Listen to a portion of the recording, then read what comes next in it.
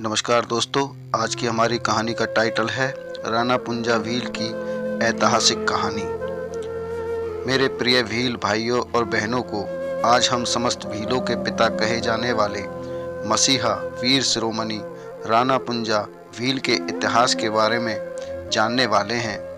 वीर राणा पुंजा भील एक ऐसे नायक थे जिनके पराक्रम से दुश्मन भी थर थर कांपते थे। ये भीलों के ही नहीं अपितु पूरे देश के एक महान क्रांतिकारी युद्ध हुए हैं। इन्होंने अपने जीवन में कभी हार स्वीकार नहीं की थी, जो आज हमें ऐतिहासिक पृष्ठभूमि में देखने को मिलता है। शिरोमणि राणा पुंजा भील कौन था? नायक राणा पुंजा भील भौमट के भीलों के राजा थे, जो अरावली पर्वतों के जंगलों में निवास करते थे, जहां दुश्मन तो क्या परिंदे भी पर नहीं मार सकते थे। इन्होंने अपने समस्त क्षेत्र को चारों ओर से ऐसा रक्षा कवच बना रखा था जिसमें कोई भी राजा तोड़ नहीं सकता था। भीलों की नगरी में भी बहुत सारे भील क्रांतिकारी पनपे थे, लेकिन राणा पुंजा भील को भीलों के सबसे बड़े महान क्रांतिकारी योद्धा के रूप में जाना जाता है। इन्होंने जंगलों में रहकर घास की रोटी खाकर संपूर्ण देश के भील प्रदेश को स्वतंत्रता दिलाई थी। राणा पुंजा भील का जन्म 16वीं शताब्दी में राजस्थान के मेरपुर नामक स्थान पर हुआ था। इनके पिता का नाम दूधा होलंकी और माता गहरी बाई थी। ये बचपन से ही वीर और पराक्रमी थे। इन्हें अपने पिता की मृत्यु के बाद मात्र 14 वर्ष की आयु में ही मीरपुर गांव का मुखिया बना दिया गया था। यह उनके जीवन की पहली परीक्षा थी।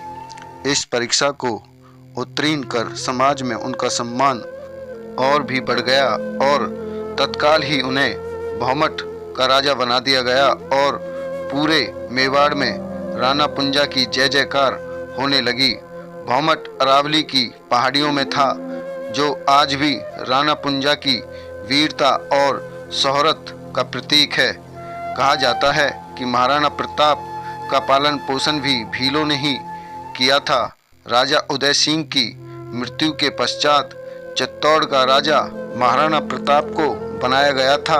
मुगल सेना का राजा अकबर चित्तौड़ को अपने कब्जे में लेना चाहता था, इसलिए मेवाड़ के समस्त राजाओं को अपनी ओर मिला लिया और सभी राजा अकबर के गुलाम बन गए थे।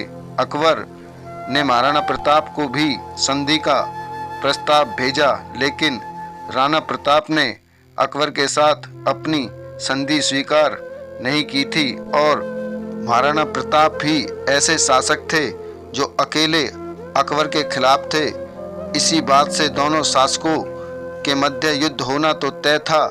ऐसे में महाराणा प्रताप को युद्ध करने के लिए अपने सहयोगी सेनाओं की आवश्यकता पड़ी।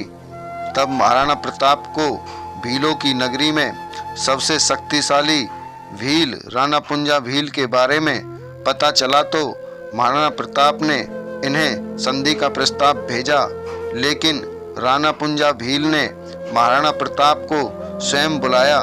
तत्काल ही महाराणा प्रताप भील प्रदेश गए और राणा पुंजा भील से मेवाड़ की रक्षा के लिए सहयोग मांगा। राणा पुंजा भले महाराणा को कैसे मना कर सकते थे, क्योंकि महाराणा प्रताप को भी भील जनजाति ने ही पाल पोस कर बड़ा किया था। राणा पुंजा भील महाराणा प्रताप का सहयोग करने के लिए तैयार हो गए और वचन दिया कि मेवाड़ के सभी भील भाई और राजा पुंजा मेवाड़ की रक्षा के लिए तैयार है। यह सुनकर महाराणा प्रताप ने भील राणा पुंजा को अपने गले से लगा लिया और अपना भाई बना लिया। हल्दी घाटी का युद्ध 18 जून 1576 ईस्वी को मेवाड़ और मुगलों के बीच हुआ था, जिसमें मेवाड़ की ओर से प्रमुख योद्धा महाराणा प्रताप था और मुगलों में आमेर का राजा मानसिंह प्रथम था। महाराणा प्रताप के पास कुल 3400 सैनिक थे, जिनमें 400 भील धनुर्धारी थे। इनके प्रमुख सेनापति राणा पुंजा, भीम सिंह डोइया, रामदास राठौर, रामशाह तोमर, हकीम खां सूरी, भामाशाह, ताराचंद, वीदा झाला आदि थे। मानसिंह के सेनापति सैयद अहमद खां बराहा, सैयद हासिम बराहा, जगन्नाथ कछवा, घियास उड़ दिन अली असफ खां, माधो सिंह कछवा, मुल्ला काजी खां, राव लोनकर्न, मिहितर खान आदि थे, जिनके साथ लगभग 5000 से 10,000 सेना थी।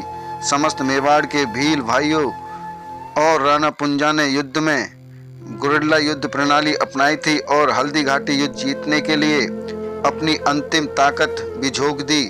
भीलों की इस भयानक शक्ति से मुगल भी डरकर भागने लगे थे, क्योंकि 400 धनुर्धारी भीलों के तीर सीधे उनके सीने को छल्ली कर रहे थे। भीलों ने अपने तीर की नोक पर जहर लगाया हुआ था, जिससे मुगल सेना की मृत्यु निश्चित थी। इस प्रकार महाराणा प्रताप और राणा पुंजा भील ने अपने सहयोगी दल भील जनजाति की बदौलत हल्दी घाटी के युद्ध में विजय प्राप्त की। हल्दी घाटी के युद्ध में महाराणा प्रताप का साथ राणा पुंजा भील ने दिया था, इसलिए महाराणा प्रताप ने हल्दी घाटी का युद्ध जीतने के बाद राणा पुंजा द्वारा दिए गए योगदान को प्रामाणिकता देने के लिए मेवाड़ में एक और राजपूत होने का संदेश दिया और राजा पुंजा भील को राणा की उपाधि दी। बाद में इन्हें राणा पुंजा भील के नाम से जाना गया था। दूधा होलंकी राणा पुंजा के पिता मुख्य रूप से भील थे, इसलिए राणा पुंजा को भीलों का राजा बनाया गया था और ये भीलों के बीच ही पले बड़े थे। इन्हें राजपूत की पदवी मिली थी, जिसमें इनके नाम के आगे राणा लगाया जाता था। इस कारण ये राजपूत कहे जाते थे, लेकिन मूल रूप से राणा पुंजा भील ही थे और भील जनजाति के ही वंशज हुए हैं। इस प्रकार राजा पुंजा को राणा पुंजा भील की पदवी से जाना गया था। इन्होंने मेवाड़ की रक्षा के लिए अपने अंतिम ताकत भी लगा दी थी, लेकिन मेवाड़ को मुगलों के हवाले कदापि नहीं किया और मेवाड़ को जीत लिया। इस कारण राणा पुंजा भील आज भी हर एक भील के दिल में बसे हुए हैं। दोस्तों, ये कहानी आपको कैसी लगी कमेंट में ज़रूर बताएं। कहानी पसंद आई हो तो लाइक करें, शेयर करें। साथ ही हमारे चैनल पर अगर आप नए हो तो हमारे चैनल को सब्सक्राइब करें और बेल आइकन को ऑल पर प्रेस कर दें, ताकि इसी तरह की वीडियो आप तक पहुंचती रहे।